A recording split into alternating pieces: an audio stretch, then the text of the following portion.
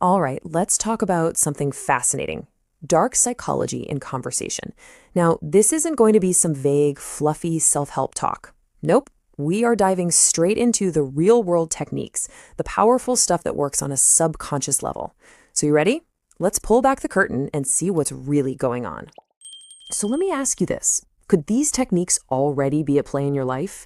You know, in your daily chats, maybe at work, or even with people you're close to? The kind of scary thing is, they often are. The whole point of this explainer is to show you the mechanics so you can see them in action. First things first, it's absolutely crucial to understand that these psychological methods are, at their core, just tools. And you know, like any powerful tool, they can be used for very different things. This really gets us to the main idea of our explainer today. And here it is, the key distinction. On one side, yeah, these techniques can be a tool for influence, persuasion, even control. But on the other side, and this is what we're focused on, understanding them becomes a shield. It gives you awareness, it's your defense, and ultimately it's about empowerment. See, this isn't about learning how to manipulate, it's about learning how not to be manipulated. Okay, so now that we've got the groundwork laid out, let's actually open up the playbook. We're going to break down some of the most common, most powerful techniques you're likely to run into, and we'll group them into a few key categories to make it all clear. So our first category covers tactics that really prey on our most basic human emotions. You know, things like our affection, our empathy, our sense of duty. They're so effective because they completely bypass our logical brain and aim straight for the heart. And we can see three classic moves right here. First, you've got love bombing. That's that crazy, overwhelming wave of praise and affection right at the beginning of a relationship. It gives you a dopamine rush, which makes you crave that person's approval. Then there's guilt tripping, which is all about framing requests around things they've done for you in the past, making you feel like you owe them. And finally, emotional blackmail, which is just weaponizing fear and pity by making you feel responsible for their happiness. Okay, let's move on to our next set of tactics. And these are, well, they're way more insidious. These aren't just about playing on your emotions. They're about actively twisting and distorting your entire perception of reality just to gain control. And the big one, the one you've probably heard of, is gaslighting. Its goal is actually pretty simple, but it is so devastating. It's all about eroding someone's confidence in their own mind so completely that they become totally reliant on the manipulator's version of what happened. It's a really slow burn, and that's what makes it so dangerous.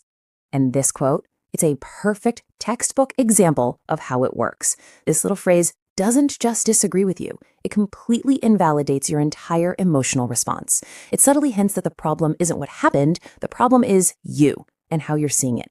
You hear that enough times, and you really start to doubt your own judgment. Another reality-warping tactic is something called negging. Now, this one's a bit more direct. It's basically an insult wrapped up to look like a compliment, and it's specifically designed to chip away at your self-esteem just enough that you start looking to them for approval. It creates a power imbalance instantly. Here's a perfect, cutting example. See how that works? It gives with one hand and then snatches it away with the other. The compliment part is just the bait, but that little qualifier at the end, that's the hook. It's designed to make you feel insecure and put the speaker in a position of power over you. All right, for our final category, we're going to look at tactics that exploit a really predictable quirk in our psychology, our deep, deep need to be consistent. Once we've said yes to something, even something small, we feel this internal pressure to keep saying yes. And this process here perfectly describes the most common commitment trap out there, the foot in the door technique. It all starts with a request that's so small, so easy, that it's almost impossible to say no to.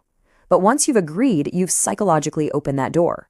That first yes makes it so much harder to say no to the second, much bigger request, because if you do, you'll feel inconsistent. So we've looked at the playbook, we've seen the moves, now we get to the most important part of this whole thing, building your shield. How do you actually spot this stuff and defend yourself against it in the real world? Okay, so this is your practical toolkit, right? Think of these as your early warning system. That intense, over-the-top flattery right out of the gate, that could be love bombing. Hearing phrases like, "you're overreacting," that just dismiss how you feel. Classic gaslighting. That nagging feeling that you're constantly in debt to someone, that's guilt tripping. And what about those compliments that just feel kind of like an insult? Yep, that's negging. Just being aware of these red flags is the first and most critical step to protecting yourself. It's huge, So, as we start to wrap this up, what's the one thing you really need to take away from all this? Well, it all boils down to a really simple but really powerful idea. And this is it, the most important takeaway of all. You don't need to learn a bunch of clever tricks or counter manipulation tactics. The most powerful shield you could ever have is just awareness. Simply understanding the playbook, knowing the names of these techniques, and recognizing those red flags, that is what robs them of their power over you. Knowledge truly is your best defense. And that brings us to our final thought. We've walked through the tactics, we've gone over the defenses, the knowledge is yours now. So the real question is, how will this awareness change the way you navigate your conversations from this day forward? Something to think about. Thanks for tuning in.